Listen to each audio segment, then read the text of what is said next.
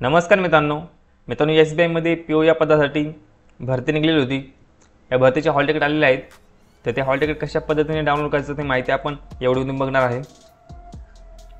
तर मित्रांनो सगळ्यात पहिले तुम्हाला ही वेबसाईट ओपन करायची आहे। या वेबसाईटची लिंक तुम्हाला मी डिस्क्रिप्शन बॉक्समध्ये दिलेली आहे। तर तुम्हाला मित्रांनो इथे डेट सगळ्यात आधी दिसेल। तर तुम्ही 28 तारखेपासून ते 28 फेब्रुवारी ते तुम्ही 24 मार्चपर्यंत तुमचे हॉल तिकीट डाउनलोड करू शकता। त्यानंतर तुम्हाला इथे मित्रांनो दोन लँग्वेज दिले आहेत, हिंदी आणि इंग्लिश। तुम्हाला ज्या लँग्वेजमध्ये हॉल तिकीट डाउनलोड करायचं आहे ती लँग्वेज इथे सिलेक्ट करा। त्यानंतर तुमचा इथे रजिस्ट्रेशन नंबर फिल करा।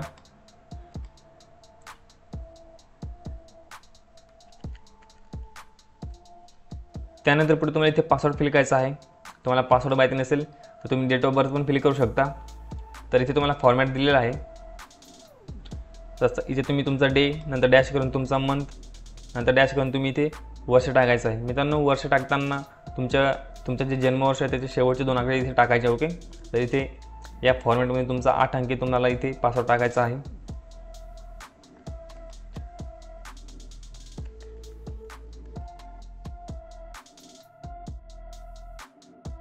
त्यानंतर पुढे तुम्हाला ह्या कॅप्चा फिल करायचा आहे।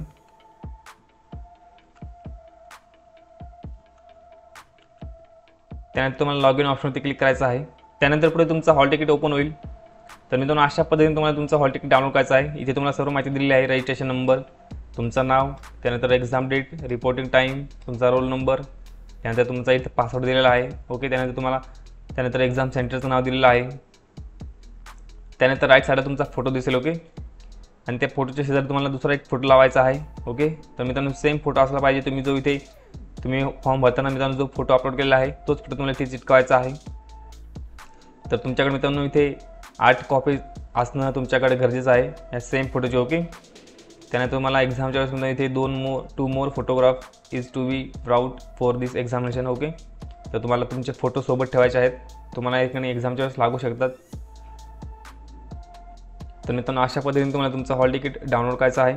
याच्यामध्ये जे इन्स्ट्रक्शन दिलेले आहेत ते सर्व तुम्हाला वाचून घ्यायचे आहेत। तुम्हाला इथे ID प्रूफची माहिती दिलेली आहे। एक्झामच्या वेळेस तुम्ही कोणता ID प्रूफ घेऊन जाऊ शकता, हे सर्व माहिती तुम्हाला वाचून घ्यायची आहे। तर आहे तुम्हाला सर्व प्रोसेस समजले असेल। मित्रांनो व्हिडिओ जर आवडला असेल तर नक्की लाईक करा।